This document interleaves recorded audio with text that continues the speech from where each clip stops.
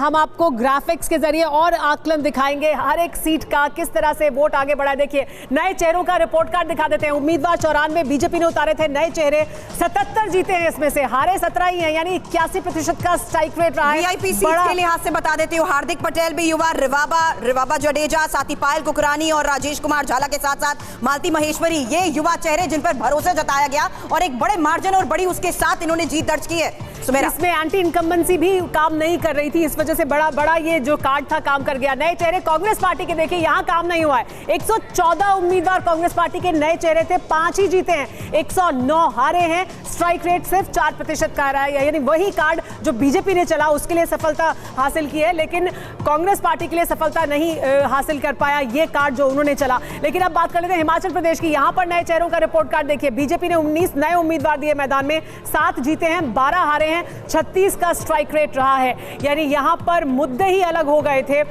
Congress party के लिए देखिए 11 उम्मीदवार नए थे मैदान में, 5 जीते हैं, 6 हारे हैं, लगभग बराबर रहा है, 45% का स्ट्राइक रेट रहा है। लेकिन अलग फैक्टर्स पर भी चर्चा करनी यहां पर बहुत जरूरी है। हालांकि एक्सपर्ट्स के साथ बात करें, सीट फैक्टर यहां पर हम ओवरऑल देखते हैं, सीटों में कैसे सेंध लगी है। पालनपुर की जहां सबसे पहले हम बात कर रहे हैं 2012 में गुजरात के खाते में, 2017 में भी गुजरात के ये कांग्रेस के खाते में थी, लेकिन अब 2022 में बीजेपी इस पर जीत दर्ज कर चुकी है। तो ये सीट शेयर के लिहाज से हालांकि यहां पर किस तरीके से बड़े उलटफेर हुए हैं। पोरबंदर की जहां तक बात करें, बीजेपी इस पर कब्जा करती रही है, लेकिन अब ये कांग्रेस के खाते में गई है। पोरबंदर के बाद देखिए सीट में सेंध लगाने को लेकर गुजरात में महत्वपूर्ण है कि किस तरीके से यहां पर उलटफेर सिंधपुर में भी हुआ है, जहां 2012 और 2017 में कांग्रेस कब्जा कर चुकी थी, वही बीजेपी ने यहां पर भी जीत हासिल की है। तो सिद्धपुर के अलावा अगला देखिए किस तरीके से तलाला की बात, वो भी अब कांग्रेस से छीनने में बीजेपी कामयाब रही है। तो सीट में सेंध को लेकर गुजरात की उन महत्वपूर्ण सीटों की यहां पर हम आपको इंफॉर्मेशन दे रहे हैं जो अभी तक कांग्रेस का गढ़ रही है, लेकिन उसमें बीजेपी ने सेंध लगा दी है, जहां पर मोडासा में भी बीजेपी ने जीत हासिल की है, जबकि 2012 और 17 में ये कांग्रेस के कब्जे में रही है। तो सीट में सेंध को लेकर महत्वपूर्ण ये हो चुका है कि बीजेपी जिस बंपर जीत के साथ इस आंकड़े को 150 के पार कर गई है, वहीं खंबात की वो सीट भी है। हालांकि यहां पर हम देख रहे हैं बीजेपी का ये गढ़ रही है, लेकिन यहां पर कांग्रेस ने जीत हासिल की है।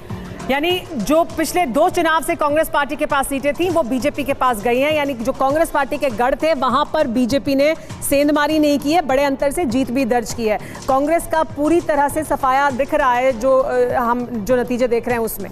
नहीं, कांग्रेस का पूरी तरह से सफाया दिख रहा है, और जब इतने बड़े वोट प्रतिशत माने 50% से ज़्यादा कोई भी पार्टी वोट पाती है और सामने जो दल हो वो एक दल ना हो, बाईपोलर ना हो के 2 दलों के बीच मत का विभाजन हो, ऐसी स्थिति में तो क्लीन स्वीप का परिणाम ही सामने आता है। और गुजरात में हम यही देख रहे हैं कि परिणाम क्लीन स्वीप की तरफ जा रहा है। लेकिन जो दूसरी पार्टी है उसके बारे में भी चर्चा करते रहते हैं। आम आदमी पार्टी यहाँ पर आई मैदान में, आम आदमी पार्टी को ठीक ठाक वोट प्रतिशत मिला है, डबल फिगर में चले गए, क्योंकि ऐसा लग नहीं रहा था कि शायद डबल फिगर में वोट प्रतिशत मिलेगा, लेकिन वो मिला है। इसके अलावा समाजवादी पार्टी ने भी एक सीट जीत ली है।